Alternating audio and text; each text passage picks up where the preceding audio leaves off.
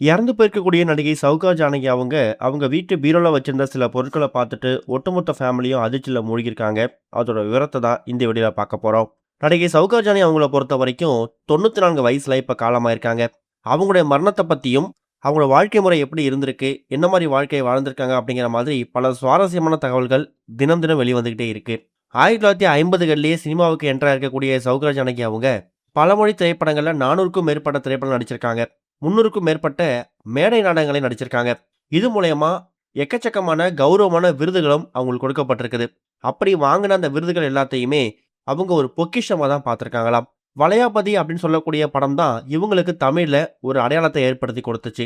சவுகார் அப்படின்னு சொல்லக்கூடிய படத்தில் நடிச்சது இவங்களுக்கு சவுகார் ஜானகி அப்படிங்கிற பட்டத்தையும் வாங்கி கொடுத்துருக்குது. இது இல்லாம பத்மஸ்ரீ விருது, தேசிய விருதுகள்னு சொல்லி மாநில அப்புறம் நாட்டோட மிக உயரிய விருதுகள் பல வாங்கி ஒரு மிகப்பெரிய சாதனையாளராகவும் வலம் வந்திருக்காங்க. அப்படிப்பட்ட சவுகார் ஜானகி அவங்க தான் வீட்டு பீரோல ஒரு சில விஷயங்கள மறைச்சு வச்சிருக்காங்க.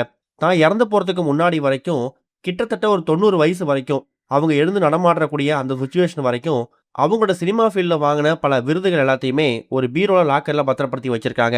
அதே மாதிரி அவங்களுடைய திருமணத்தப்ப எடுக்கப்பட்ட அந்த உடைகள், திருமணத்தப்ப எடுக்கப்பட்ட போட்டோஸ், மிகப்பெரிய நடிகர்கள் நடிகைகள் கையால வாங்கின அந்த விருதுகள், குடியரசுத் தலைவர் கையால வாங்கின அந்த பத்மஸ்ரீ விருது, இந்த போட்டோஸ், அவங்க மகன் இவங்கலாம் பிறந்தப்ப எடுக்கப்பட்ட துணிமணிகள், இது எல்லாத்தையுமே பல வருஷங்களாகியும் அந்த பீரோல இப்போ வரைக்கும் பத்திரப்படுத்தி வச்சிருக்காங்களாம். யாராலுமே இந்த அளவுக்கு பல விஷயங்கள பத்திரப்படுத்தி பொக்கிஷமா பாதுகாக்க முடியாது அப்படிங்கிறது தான் இப்ப அவங்க குடும்பத்தாரோட வேதனையாவும் இருக்கு.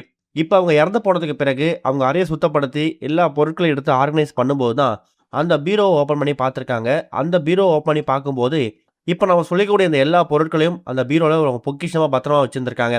இப்ப அவங்க அம்மாவோட நினைவா அந்த பொருட்கள் எல்லாத்தையும் அவங்க பாதுகாக்கிறதுக்கு முயற்சி பண்ணியிருக்காங்களாம். இது ஒரு பக்கம் இருக்க, கடந்த 10 நாட்கள்ல விஸ்வநாத் அண்ட் சன்ஸ் திரைப்படம் எவ்வளவு வசூல் செஞ்சிருக்கு அப்படிங்கிறத இப்ப அபிஷியலா வெளியிட்டிருக்காங்க. நடிகர் சூர்யா நடிப்புல வெங்கட் அட்லூரி இயக்கத்துல கடந்த 2 வாரத்துக்கு முன்னாடி வெளியான திரைப்படம் தான் விஸ்வநாத் அண்ட் சன்ஸ். இந்த திரைப்படத்துக்கு ரசிகர் மத்தியில் நல்ல வரவேற்பு கிடைச்சு வந்துட்டு இருக்கு. உலகம் முழுக்க இந்த திரைப்படம் 200 கோடி ரூபாய் வசூல் செஞ்சிருக்கிறதாவும் தயாரிப்பு நிறுவனம் அவங்களோட சோஷியல் மீடியா பக்கத்துல ஒரு போஸ்டர் ஷேர் பண்ணி இன்ப அதிர்ச்சியை கொடுத்திருக்காங்க. ஆனா தமிழகத்துல மட்டும் இந்த திரைப்படத்துக்கு எதிர்பார்த்த வசூல் இல்ல.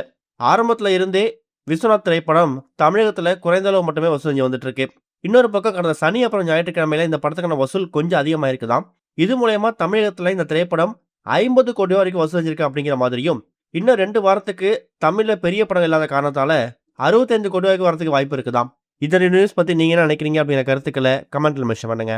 இது வரைக்கும் கனெக்டிங் டிவிக்கு சப்ஸ்கிரைப் பண்ணனா மறக்காம சப்ஸ்கிரைப் பண்ணிக்கங்க.